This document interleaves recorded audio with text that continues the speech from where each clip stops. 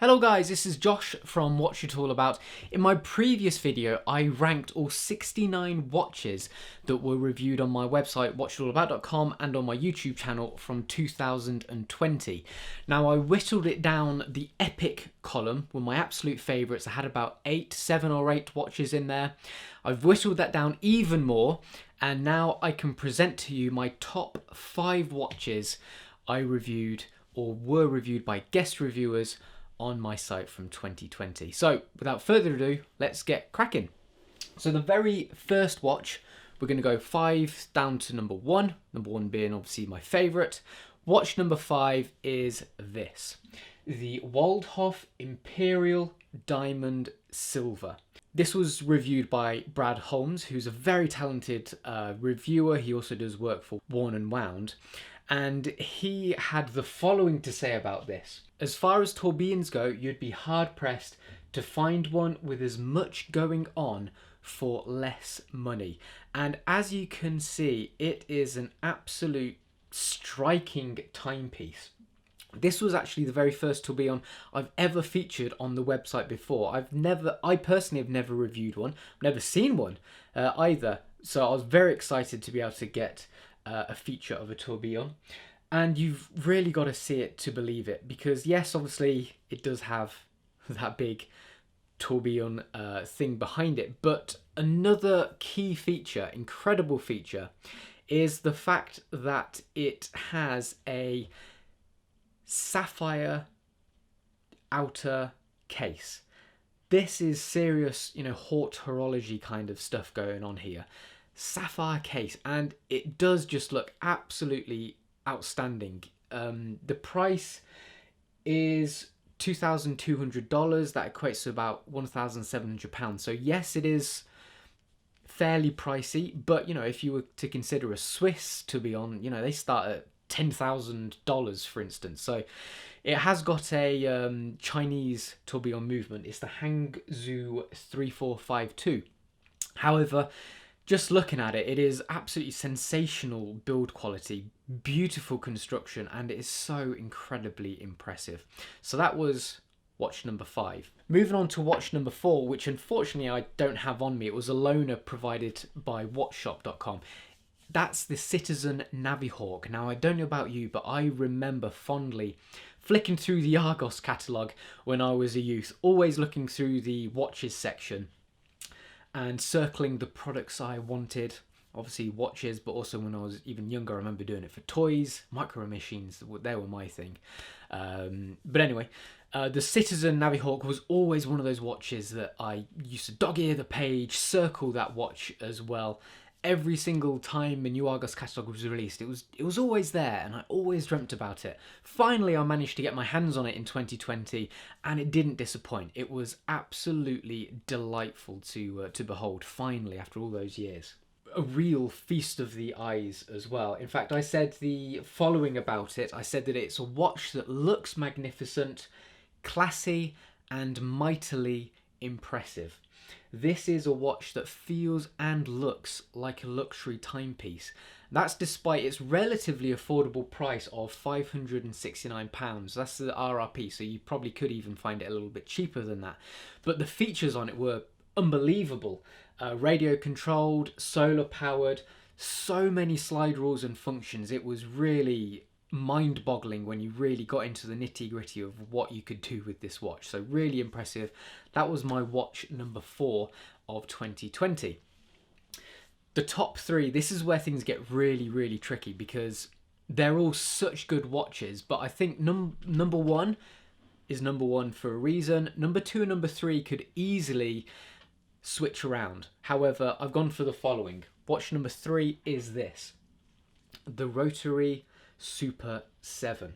And in reality, you could view this as an alternative to the legendary Seiko X007, because it has better specs than it, and it is still quite unique in its design, and it is an out-and-out proper dive watch. The movement is a Miyota 8205, 300 meters water resistance, sapphire crystal, ceramic bezel insert as well, and just overall fantastic build quality, and when you consider the price, this one at the time of reviewing had an RRP of £219.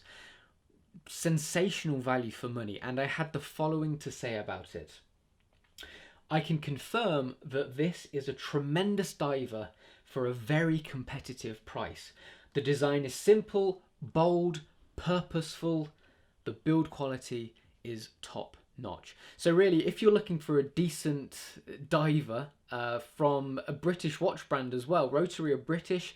They did this in conjunction with Watch Nation, another online watch store, British watch store. This is definitely a watch that you should consider.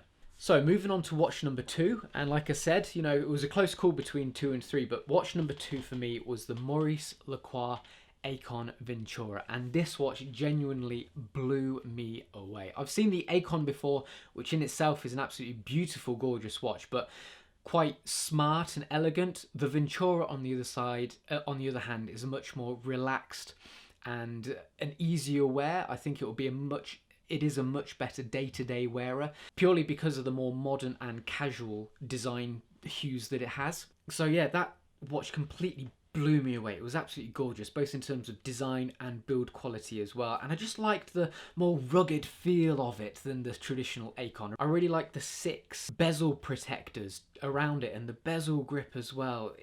I really loved the fact that it came with the bracelet, which was just sensational. But also, you know, usually I'm an out-and-out bracelet guy. I don't even, you know, if a watch comes with a bracelet, unless it's really bad, I'll always keep it on the bracelet. However, the strap that came with the Aconventura was just incredible in its own right as well, and I loved wearing it on either the strap or the bracelet. And the watch just had a completely different feel to it as well, depending on which one you wore it on. So you almost had 2 different watches. Beautiful watch to wear, tremendous construction. I had the following to say about it. I said, I've been extremely impressed by the watch from top to bottom. I'm genuinely struggling to find any negatives to note. You certainly get the impression you're getting your money's worth here. Now, the money's worth, it does RRP around £2,000, so it is a luxury timepiece.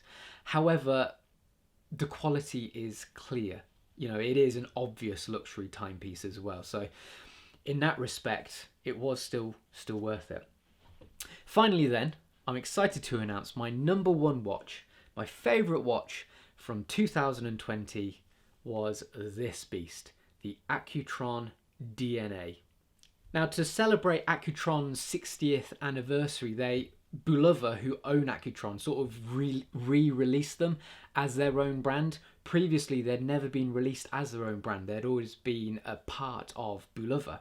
However, the thing that makes this watch so special is that hugely significant movement found within. The very first electrostatic movement to ever power a watch. And if you just look at it, it's absolutely mesmerizing. You have these various turbines. You have a turbine at 10, which sort of powers the movement, and then these 2 turbines at the bottom of the movement as well. Obviously, it's all completely visible on the dial, but they convert kinetic energy into this electrostatic charge. Just the general design and build quality is still sensational, and just the overall design is just so, you know, it's space age almost. It's like nothing else out there. The design of it is great. The build quality is, as you'd expect, just flawless. What's the price? The price is around £2,500. So you might think, yeah, that's pretty expensive. However, just cast your minds back, if you can, to the very first quartz watch and also the very first digital watch.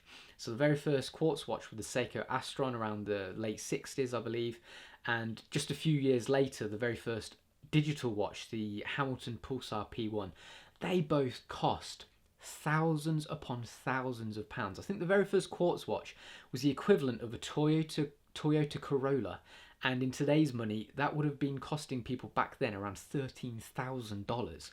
So when you consider that this is another first, the very first electrostatic movement, £2,500 isn't really that bad.